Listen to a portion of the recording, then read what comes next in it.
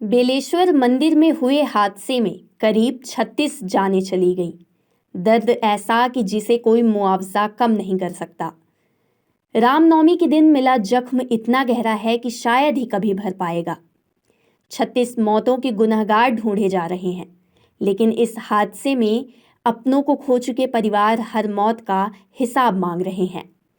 जिस बावड़ी में डूबकर लोग मरे, वह अंदर से काफी कमजोर हो चुकी थी।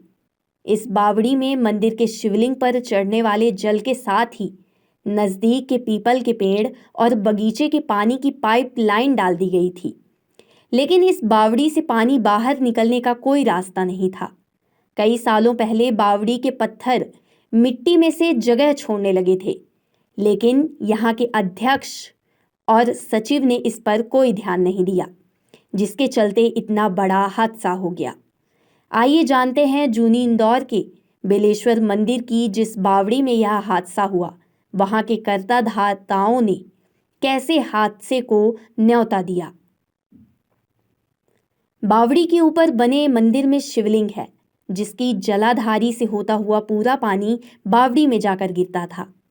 मंदिर प्रबंधकों ने बावड़ी के कोने से एक गड्ढा खुदवा दिया था, जिससे पानी बावड़ी में जाता था, लेकिन किसी को ये पता नहीं था कि अंदर बावड़ी है या कोई ड्रेनेज या चैम्बर की लाइन। बावड़ी बड़ी होने के चलते कभी मंदिर प्रशासक ने इस तरह ध्यान ही नहीं दिया। बावड़ी की दूसरी तरफ पीपल पर लोग जल चढ़ाते थे, यह भी बावड़ी के एक हिस्से से नीचे गिरता था। पीपल बिल्कुल बावड़ी से लगा हुआ था, जिसकी जड़ बावड़ी के अंदर तक दिखती थी। इस बावड़ी के पत्थरों के बीच से वह निकल रही थी। वही पत्थरों के पीछे की मिट्टी को भी उसने खसका दिया था। काफी मोटे पेड़ ने पूरी तरह से बावड़ी की दीवारों को कमजोर किया हुआ है। लोगों को अंदेशा यह भी है कि पेड़ अब बावड़ी से कमजोर होने से गिर भी सकता है। बावड़ी का मुंह नगर निगम के अफसरों ने पूरी तरह से खुलवा दिया, जिसमें बावड़ी के अंदर कई वर्ग मीटर में फैले बगीचे के अंदर से 2 पाइप आते हुए दिख रहे हैं। यह पाइप बावड़ी में पानी की क्षमता को बनाए रखने के लिए रखे गए थे। बारिश के दिनों में इस पाइप के माध्यम से बावड़ी ओवरफ्लो हो जाती थी, जिसमें पानी चूता रहता था। लेकिन मंदिर प्रशासकों को इस बात की चिंता नहीं थी कि इससे कभी कोई बड़ा नुकसान भी हो सकता है। उन्होंने इस मामले में भी आंखें मूंदी रखी। इतना ही नहीं, मंदिर से लगकर जो बिल्डिंग बनाई गई, उसके गंदे पानी का निकास भी बावड़ी में था। वहीं उसकी नींव से बावड़ी के आसपास की मिट्टी खसकी हुई थी। बावड़ी धंसने से 36 जिंदगियां खत्म हो गई। करीब 20 से ज्यादा घायलों का इलाज चल रहा है।